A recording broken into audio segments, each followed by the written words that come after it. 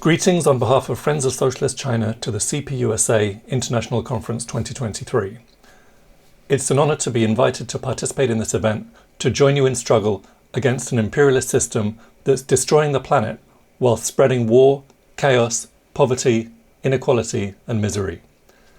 As you know well, the United States is leading a multifaceted campaign of containing and encircling China.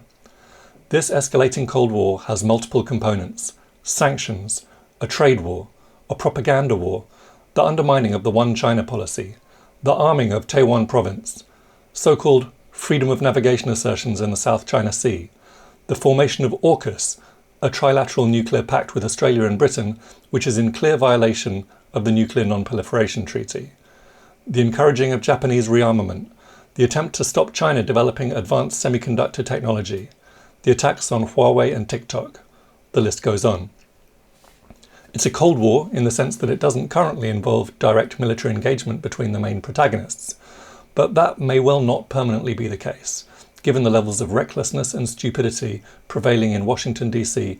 and elsewhere in the imperialist camp. What's the purpose of this new Cold War? It's not only about suppressing China or rolling back the Chinese Revolution.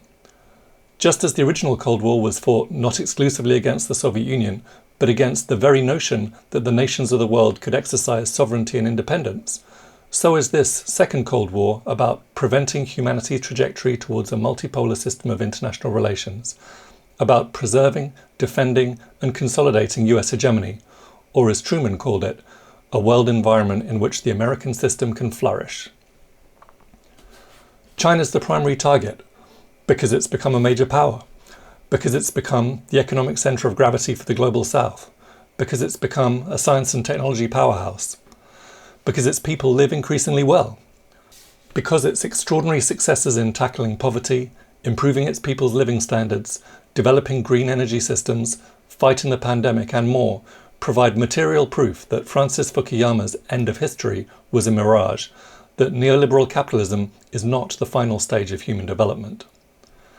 There's a great deal at stake in today's epic struggle between the forces of imperialism and the forces of multipolarity and socialism. Humanity is facing unprecedented crises, some of them existential. If we fail to pool our resources and cooperate in a serious and systematic way, we run the risk of Earth, our only home, becoming uninhabitable within the space of a few generations. Meanwhile, we've just been taught a horrifying lesson about how vulnerable we all are to pandemics.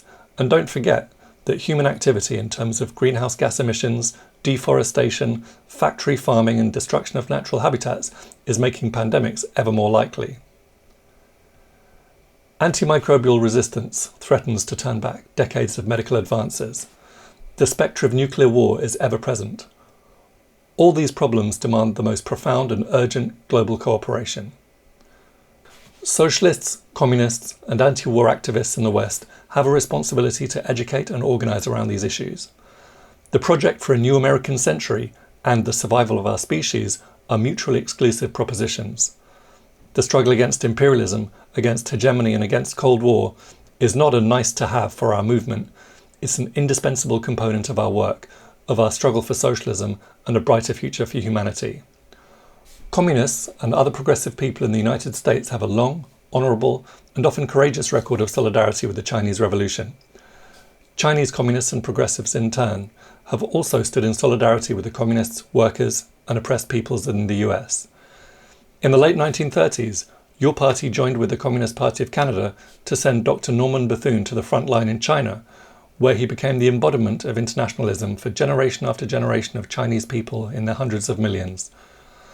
On July 29, 1945, Comrade Mao Zedong sent a telegram to Comrade William Z. Foster hailing the revival of the CPUSA.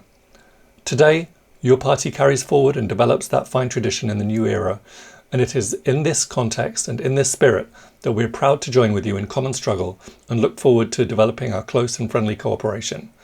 Thank you again for your invitation. We wish your conference every success.